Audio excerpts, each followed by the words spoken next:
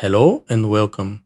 You're steadily building a strong foundation in C++, and today we'll take the next step together. Let's get started. C++ Beginner Course, Lesson 3.2, STDC in.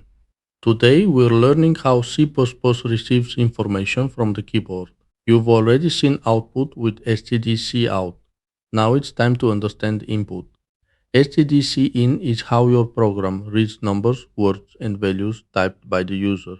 Understanding how input works now will make your C++ journey much smoother and prepare you for writing real interactive programs. Here's what we'll cover in this lesson. We'll break down what stdcin is, how C++ reads information from the user, and how the extraction operator works. We'll also look at why input is essential for interactive programs and the common mistakes beginners make when using cin. So what exactly is stdcin? It's the standard input stream in C++. That means it's the tool your program uses to receive information from the keyboard. Whether you want the user to type a number, a word, or a value, stdcin is how your program reads it. Input matters because it makes your programs interactive. When you're learning, input helps you test your logic and experiment with different values.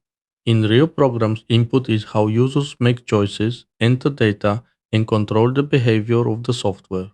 Without input, your program can only display information, it can't respond to the user. STDC in works by using the extraction operator, written as two angle brackets pointing right. You can think of it as pulling information out of the input stream and placing it into a variable. Whatever the user types gets stored in the variable you specify. Here are a few conceptual examples of what stdc in is used for.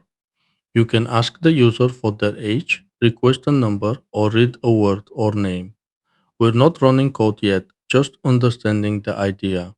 In the exercises later, you'll get hands-on practice with real input.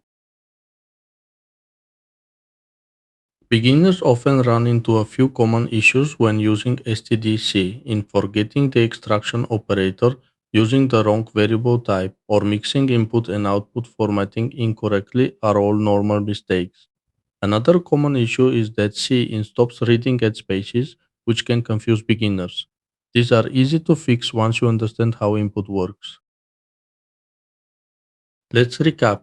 stdcin is the standard input stream in C++. It reads information from the keyboard using the extraction operator and stores it into variables. Input is essential for making your programs interactive and responsive. In the next lesson, we'll explore std endline and escape sequences, the tools that help you format your output cleanly. Nice work completing this lesson. Every step you take strengthens your understanding of C++.